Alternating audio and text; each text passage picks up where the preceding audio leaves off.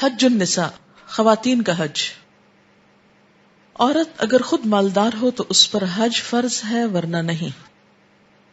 مثلاً اس کے پاس مہر کی رقم ہے، وراثت کی رقم ہے، یا وہ جاب کرتی ہے، بزنس کرتی ہے، کوئی بھی طریقہ جس میں عورت کا اپنا مال اپنا ہے اور اس بنا پر وہ مالدار ہے تو اس پر فرض ہے۔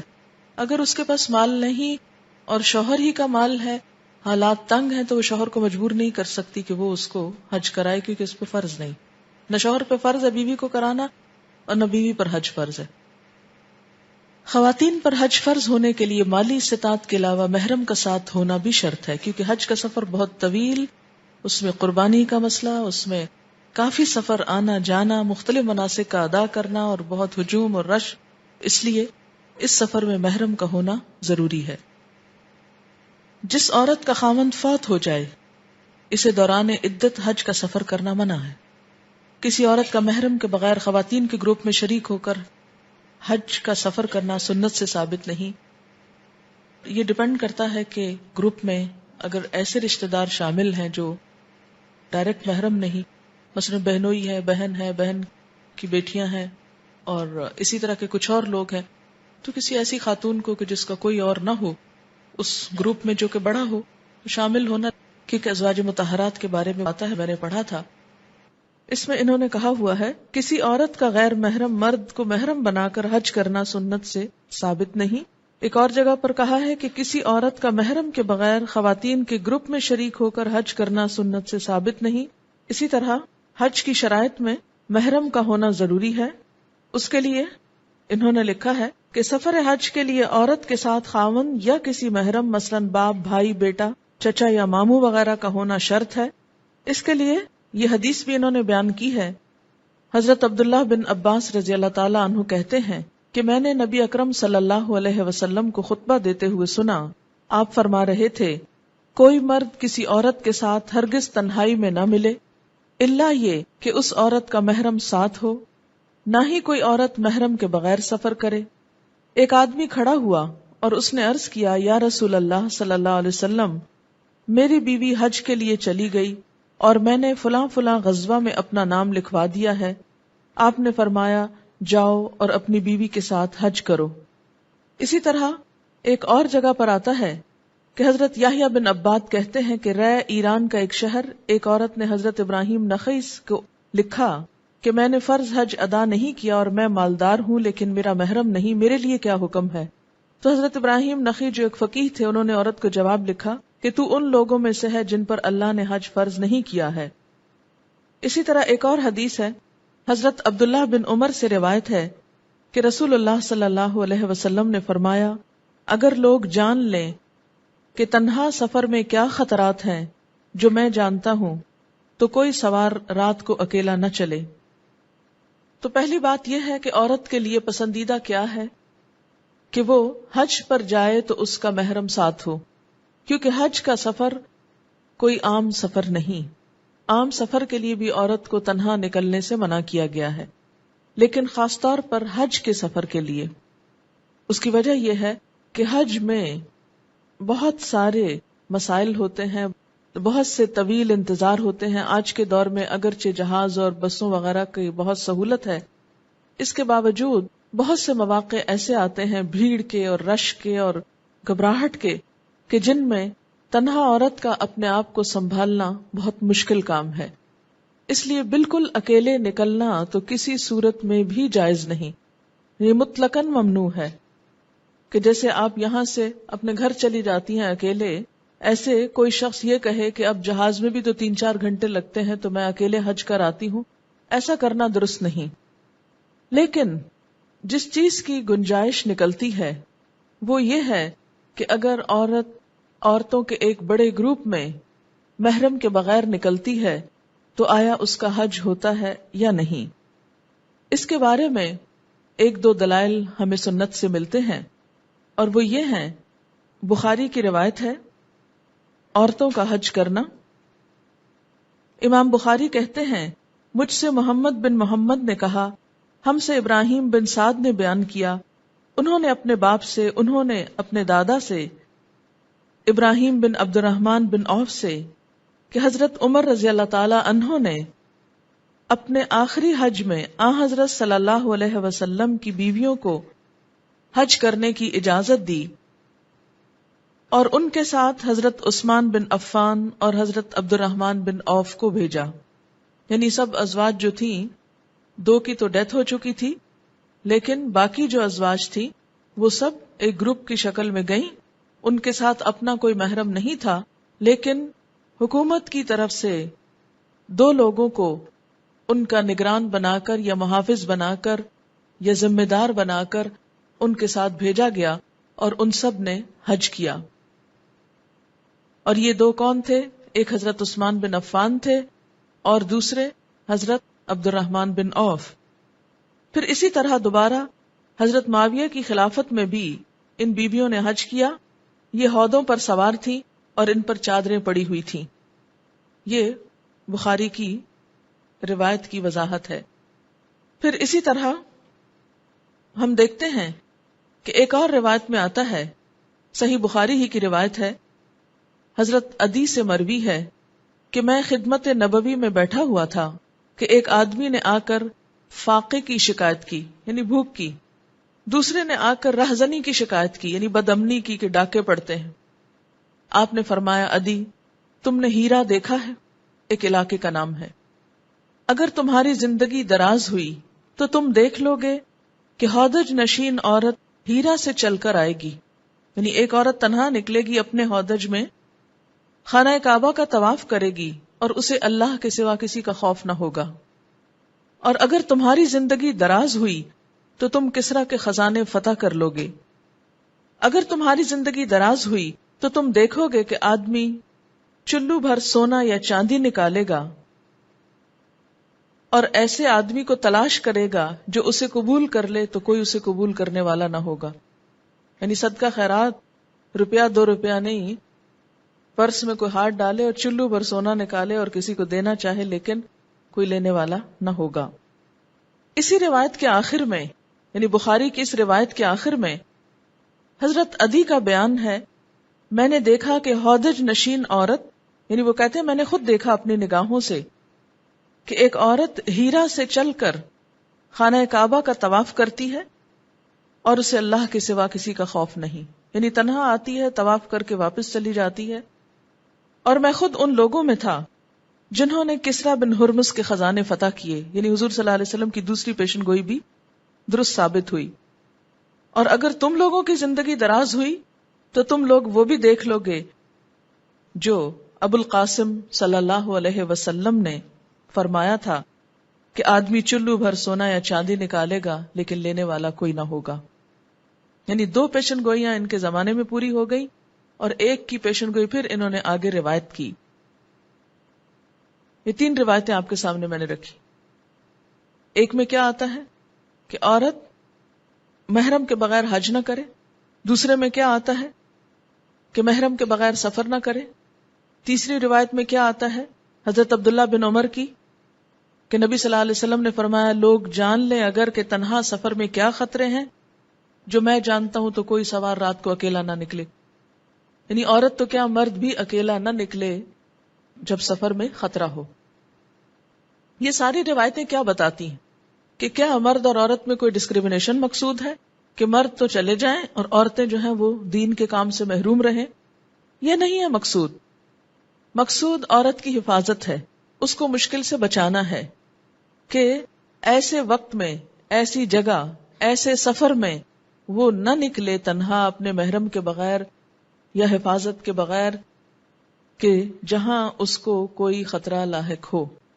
دوسری بات کہ ازواج مطہرات بغیر محرم کے لیکن حکومت کی طرف سے 2 افراد کے متعین کرنے پر 2 مرتبہ، ایک حضرت عمر کے دور میں اور دوسرے حضرت معاویہ کے دور میں نکلی. کہاں؟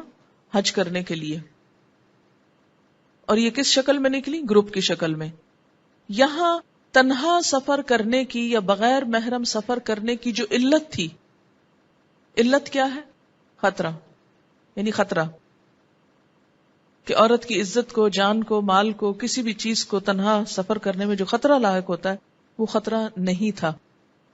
لہٰذا وہ کیسے گئی؟ بغیر محرم کے گئی. ٹھیک ہے. تو اس سے کیا پتہ چلتا ہے کہ اصل چیز وہ علت ہے جس کے سبب یا جس کی وجہ سے عورت کو اکیلے نکلنے سے منع کیا گیا ہے. پھر اسی کی منسلکہ روایت یہ کہ آپ صلی اللہ علیہ وسلم نے فرمایا کہ ایک امن کا زمانہ آئے گا جس میں تنہا عورت اتنی دور دراز سے اکیلے آ کر حج کرے گی، اور وہ صحابہ نے دیکھا بھی، اور یہ بھی صحیح روایت ہے بخاری کی. اس سے بھی کیا پتہ چلتا ہے کہ جب امن کا زمانہ ہو، جب کسی قسم کا کوئی خطرہ نہ ہو، عورت کے لیے مشکل نہ ہو، تو پھر وہ سفر کر سکتی ہے. اس میں آپ کو فقہا کی رائے بھی بتا دیتی ہوں کہ یہ جو آیت ہے وَلِلَّهِ عَلَى النَّاسِ حِجُّ الْبَيْتِ مَنِ اسْتَطَاعَ إِلَيْهِ سَبِيلًا،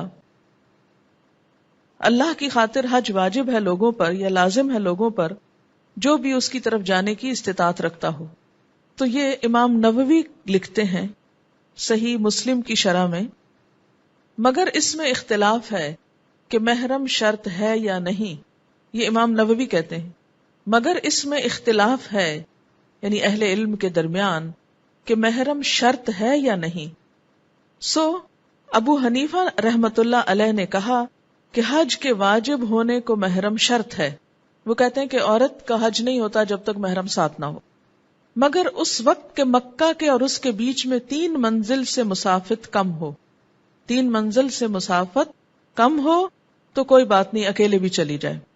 اور ایک جماعت محدثین کی ان کے موافق ہے، یعنی وہ بھی یہی کہتے ہیں جو امام ابو حنیفہ نے کہا، اور اصحاب رائے بھی، اور حسن بصری اور نخعی اور لوگوں سے بھی مروی ہوا ہے، اور عطا اور سعید بن جبیر اور ابن سیرین اور مالک اور اوزائی اور شافعی کی مشہور روایت یہ ہے کہ محرم شرط نہیں.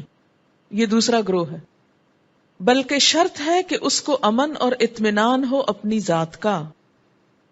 اور اصحاب شافعیہ نے کہا کہ امن حاصل ہوتا ہے 3 چیزوں سے، یا شوہر ہو، یا کوئی اور محرم ہو، یا چند عورتیں معتبر قابل اطمینان ہو.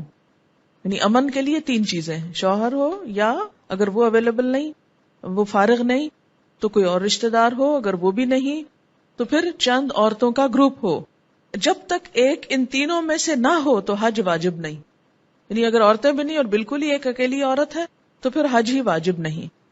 اور اگر ایک عورت معتبر اس کو ملی تو حج واجب نہیں مگر جائز ہے.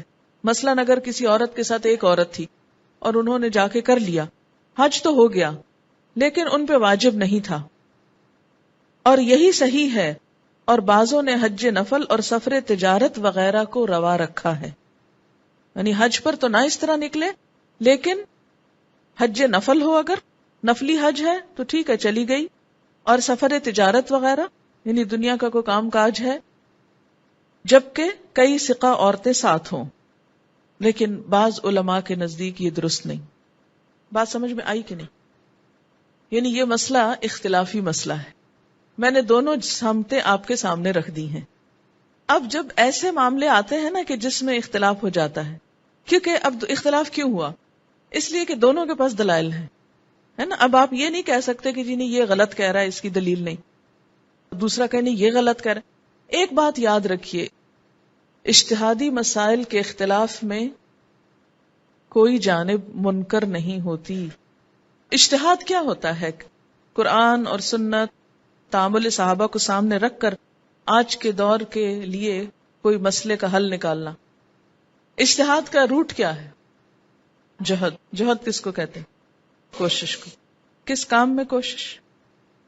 دین کے مسائل کے استخراج اور اس کو ڈیڈیوس کرنے میں، مختلف چیزوں کو سامنے رکھ کے اس سے نتیجہ نکالنے میں کوشش جو ہوتی ہے کہ کیا کیا جائے.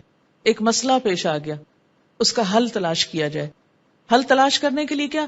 ساری ریلیونٹ چیزیں اکٹھی کر لی جائیں، پھر ادھر کے بھی دلائل دیکھے جائیں، ادھر کے بھی، پھر موجودہ دور کو سامنے رکھ کر کوئی فیصلہ دے دیا جائے. یہ کام ہر دور میں ہونا چاہیے. لیکن ہمارے ہاں مشکل یہ ہوئی کہ پہلی 3-4 صدیاں تو ہوتا رہا، اس کے بعد باقی سب نے انہی کے اجتہادات اور فیصلوں کو لے کر تقلید شروع کر دی. بس ہمارے لیے وہی کافی. اور دلیل کیا دی گئی اس پر؟ کہ ہم بڑے عالم ہیں یا وہ بڑے تھے. چونکہ وہ بڑے تھے اس لیے انہوں نے جو کہا وہ فائنل ہو گیا ہمیشہ کے لیے، قرآن اور سنت کی طرح وہ آخری ورڈکٹ ہو گیا. حالانکہ ہر دور میں مسائل، حالات بدلتے رہتے ہیں. اب مثلاً سفر ہی کی قسمیں آپ دیکھیں تو کتنی بدل گئی آج کے دور میں اور 1000 سال پہلے میں. بہت سی چیزوں میں فرق ہے. 1000 کیا 100 سال پہلے اگر آپ کو کراچی سے اسلام آباد جانا ہو تو کتنا مشکل سفر تھا، یہ کوئی سوچ ہی نہیں سکتا. اس وقت اگر آپ کسی بھی عالم دین سے یہ پوچھیں کہ کیا ایک عورتوں کے گروپ میں جا سکتی ہے تو کوئی بھی نہ کہتا کہ جا سکتی. کیوں؟ اس لیے کہ اتنا دور اور اتنا مشکل سفر، اور جانا بھی نہیں چاہیے، کوئی بھی عقل مند شخص اجازت نہ دیتا. لیکن اگر آج کے دور میں کوئی پوچھتا ہے تو صورتحال بہت بدل چکی. 2 گھنٹے کی مسافت پر ہے، 2 گھنٹے کی مسافت ہی بنتی ہے نا، جہاز پر زیادہ 2 گھنٹے لگتے ہیں. تو وہ فاصلے جو 2 دنوں کے تھے وہ کیا بن گئے؟ 2 گھنٹے کے بن گئے. اب 2 گھنٹے کی دوری پر اگر آپ کے گھر کی کوئی عورت جاتی ہے یا رہتی ہے تو وہ سچویشن نہیں رہی جو اس وقت کی تھی. اب آپ دیکھیں کہ شاید یہی وجہ تھی کہ اللہ تعالیٰ نے اس دین میں اتنی وسعت رکھی، اور اس وسعت کی وجہ سے بعض اوقات احادیث ایک دوسرے کو کنٹرڈکٹ کرتی نظر آتی ہیں، حالانکہ وہ کنٹرڈکٹ نہیں کر رہی ہوتی. اب بظاہر آپ دیکھیں کہ ایک حدیث کچھ کہتی ہے اور ازواج مطہرات نے کچھ کیا، تو آپ کا کیا خیال ہے؟ ازواج مطہرات اور حضرت عمر اور یہ سب لوگ، عبد الرحمن بن عوف، حضرت عثمان وغیرہ، ان سب کو کوئی سمجھ نہیں تھی، انہوں نے سب دین کے خلاف کام کیا احادیث جانتے بوجھتے ہوئے؟ ایسی بات نہیں ہے. ان کو معلوم تھا کہ دین کے اندر وسعت ہے، رخصت ہے، سہولت ہے، اور اگر علت نہیں تو اس عمل میں حرج بھی نہیں. مثلا علت کیا ہے؟ ایک اور چیز، جیسے نماز قصر میں علت کیا ہے؟ نماز قصر میں سبب سفر ہے، نہ خطرہ ہے، نہ بیماری ہے، نہ دوری ہے، نہ گھر ہے، نہ پردیس ہے، اس میں علت سفر ہے. اذا ضربتم فی الارض، جب سفر کرو تم زمین میں، کوئی نہیں لکھا ہوا جہاز کا کرو یا گاڑی کا کرو یا تم کسی اور چیز کا کرو. جہاں علت ہوگی وہاں رخصت بھی ہوگی، جہاں علت نہیں رخصت بھی نہیں. یہ بات سمجھ میں آ گئی؟ جس کو نہ آئیے وہ ہاتھ کھڑا کرے. جہاں علت نہیں، یعنی گھر میں بیٹھے سفر نہیں، وہاں رخصت بھی کوئی نہیں. جب آپ چلے گئے یہاں سے تو علت پیدا ہو گئی اور رخصت حاصل ہو گئی. ٹھیک ہے. اچھا، اسی طرح عورت محرم کے ساتھ نکلے یا اس کے بغیر نکلے، اس میں علت کیا ہے؟ اس کی حفاظت اور امن کا ہونا. یعنی سبب کیوں عورت کو تنہا نکلنے سے منع کیا؟ کہ عورت ایک قیمتی چیز ہے، اس کی حفاظت مقصود ہے. جب ایسا سفر، ایسی جگہ، ایسا طریقہ ہو کہ جس میں اس علت پر کوئی حرف نہیں آ رہا تو رخصت دے دیں گے. اور جہاں وہ سبب پیدا ہو گیا تو رخصت ختم ہو گئی، پھر آپ تنہا نہیں نکلیں گے، پھر آپ کے ساتھ لازمی کوئی ہونا چاہیے. اب مثال کے طور پر تعلیم کے لیے بچیاں مختلف علاقوں میں ہاسٹل میں رہتی ہیں. اس میں صرف دنیاوی اسکول کالجز نہیں ہیں بلکہ پیورلی دینی مدارس بھی ہیں. اور یہ پوری دنیا میں ایک کامن فینومینا ہے کہ جہاں بھی عورتیں تعلیم کے لیے نکلتی ہیں تو یہ ممکن ہی نہیں کہ ہر عورت کے ساتھ اس کا بھائی نکلے اور وہ بیکار باہر چوکیدار بن کے دروازے بیٹھا رہے کہ بہن باہر نکلے تو میں اس کو پکڑ کے گھر تک پہنچاؤں. یہ عملی طور پر پریکٹیکلی ممکن ہی نہیں. اس لیے کیا ہے صورتحال کہ سہولت کس چیز میں ہے یا علت کیا ہے؟ امن کا ہونا یا نہ ہونا.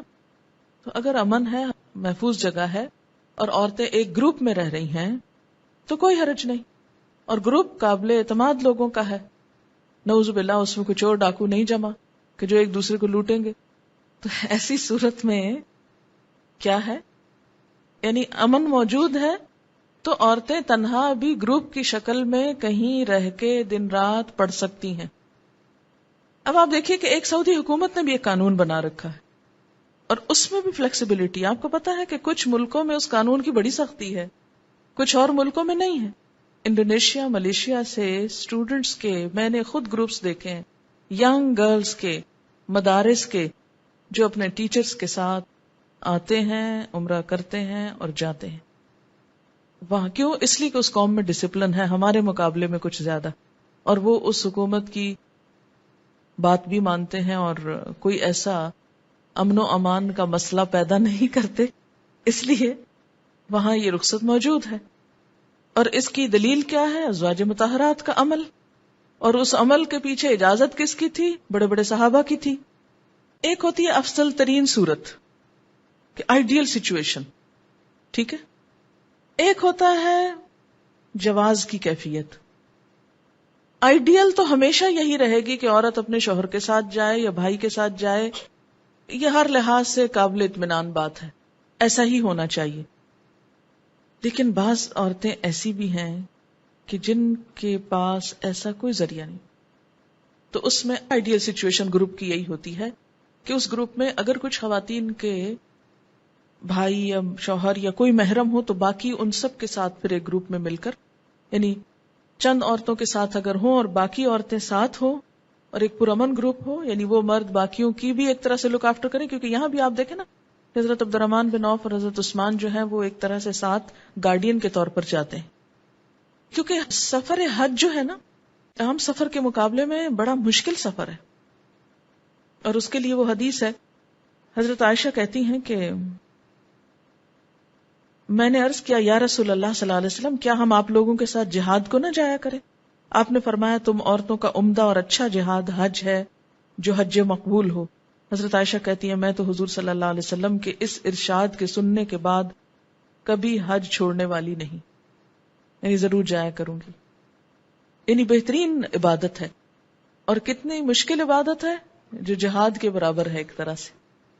تو اس سفر میں پھر کوئی نہ کوئی ایسا ساتھ ضرور ہو کہ کوئی بے ہوش ہو رہا ہے یا گر رہا ہے یا پڑ رہا ہے، ایٹ لیسٹ اوروں کے ساتھ مل ملا کر کوئی انتظام کرے، کسی کو اسپتال لے جانا، ایئرپورٹ پہنچانا ہے، بکنگ کرانی ہے، ایئرپورٹ پہ کئی دن بیٹھنا ہے بغیر کھائے پیے انتظار میں کہ واپسی کی جگہ ملے.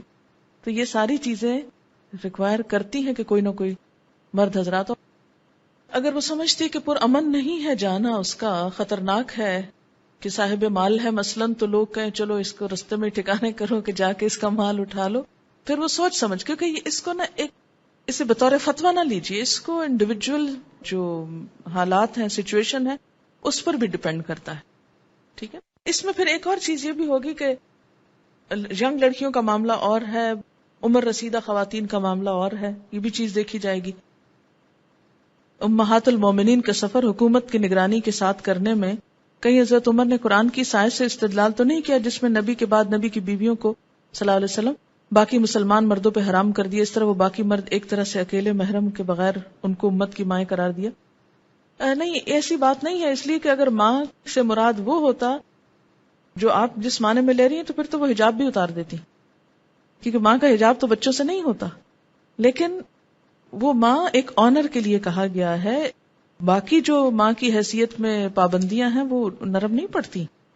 اور اس میں آپ دیکھیے کہ اس پر اگر کوئی کہے تو وہ ہیرا والی عورت کی مثال جو پھر سامنے ہے. اور سب باتوں کے باوجود جس کا دل نہ مانے ایسا کرنے کو، اس کے لیے کوئی جبری حکم نہیں کہ نہیں ضرور جاؤ تم، پھر بھی جو زیادہ دل کو بات لگے وہی کی جائے. یعنی رخصت بھی موجود ہے اور دوسری صورت بھی موجود ہے. ایک عورت جس کو اللہ نے ساری نعمتیں دی ہیں، حیثیت بھی دی، وسعت بھی دی، شوہر بھی دیا، جانے کا آسانی بھی دی، تو اس کے لیے تو یہ سوچنے کی ضرورت ہی نہیں ہے اس رخصت کے بارے میں. لیکن ایک محروم عورت جس کے پاس اور کچھ نہیں، تو دین نے اس کو بھی محروم نہیں کیا، اس کے لیے بھی ایک گنجائش رکھی ہے. خواتین کو حج کا ثواب جہاد کے برابر ملتا ہے. حج یا عمرہ کے لیے آنے والی خواتین کو احرام باندھنے کے لیے حالت حیض یا نفاس میں بھی غسل کرنا چاہیے، بشرطے کہ بیماری کا خوف نہ ہو. عن عائشہ رضی اللہ عنہا قالت نفست اسماء بنت امیس بمحمد ابن ابی بکر بالشجرہ فامر رسول اللہ صلی اللہ علیہ وسلم ابا بکر یامرها ان تغتسل وتحل. رواہ مسلم. حضرت عائشہ فرماتی ہیں کہ شجرہ کے مقام پر حضرت محمد بن ابو بکر صدیق کی پیدائش کے باعث حضرت اسما بنت امیس، یہ ان کی ستیلی والدہ بنتی ہیں حضرت عائشہ کی، حالت نفاس میں تھیں. رسول اللہ صلی اللہ علیہ وسلم نے حضرت ابوبکر صدیق کو حکم دیا کہ اسما سے کہیں کہ غسل کر کے احرام باندھ لے. فرض نہیں ہے، افضل ہے، اگر بیمار ہونے کا اندیشہ ہو تو بے شک نہ نہائے. اسے مسلم نے روایت کیا ہے. عورت حالت حیض میں طواف کے علاوہ باقی تمام ارکان حج ادا کر سکتی ہے. عورت کا حالت احرام میں سر کے بالوں کو باندھنا یہ احرام کے لیے خصوصی لباس سلوانا سنت سے ثابت نہیں. حالت احرام میں عورت کو ممکن حد تک پردہ کا اہتمام کرنا چاہیے. عورت کے لیے طواف قدوم میں رمل سنت سے ثابت نہیں. دوران سعی عورت کا میلین اخضرین سبز ستون مراد ہے، ان کے درمیان بھاگنا سنت سے ثابت نہیں. عورت کے لیے سارے سر کے بال کتروانا یا منڈوانا منع ہے، اسے صرف 2 انگلی کے برابر بال کترانے چاہیے. اچھا پیچھے انہوں نے لکھا نا ایک انگشت سے مراد یہ ہے کہ یوں اتنے بال، اور 2 انگلی سے مراد ہے یوں. ٹھیک ہے، یعنی اتنے یا اتنے لمبائی میں یا اتنے. ایکچولی یہ اس لیے کہ کوئی ایک واضح چیز جو ہے وہ کسی حدیث سے کوئی انچز بتائے نہیں گئے، کہیں سے بھی ایک لٹ جو ہے بالوں کی اتنی سی کاٹی جا سکتی ہے. ان ابن عباس رضی اللہ عنہ قال قال رسول اللہ صلی اللہ علیہ وسلم لیس علی النساء حلق انما علی النساء التقصیر رواہ ابو داود. حضرت عبداللہ بن عباس سے روایت ہے کہ رسول اللہ صلی اللہ علیہ وسلم نے فرمایا عورتیں سر نہ منڈوائیں بلکہ صرف بال کٹوائیں. حج ادا کرنے والی حائضہ خواتین کو طواف وداع نہ کرنے کی رخصت ہے. عورت کے لیے شوہر کی اجازت کے بغیر نفلی حج ادا کرنا منع ہے. فرض تو اگر شوہر روکے بھی تو اس کو کرنا ہوگا، اس میں شوہر کی اطاعت نہیں ہوگی. یہ ایسے ہی جیسے نماز پڑھنے سے اگر کوئی شوہر منع کرے تو عورت نماز نہیں چھوڑ سکتی. لیکن ایک دفعہ فرض ادا ہو گیا، اب وہ پھر بار بار حج پہ جانا چاہتی ہے اس کی مرضی کے بغیر، تو یہ درست نہیں.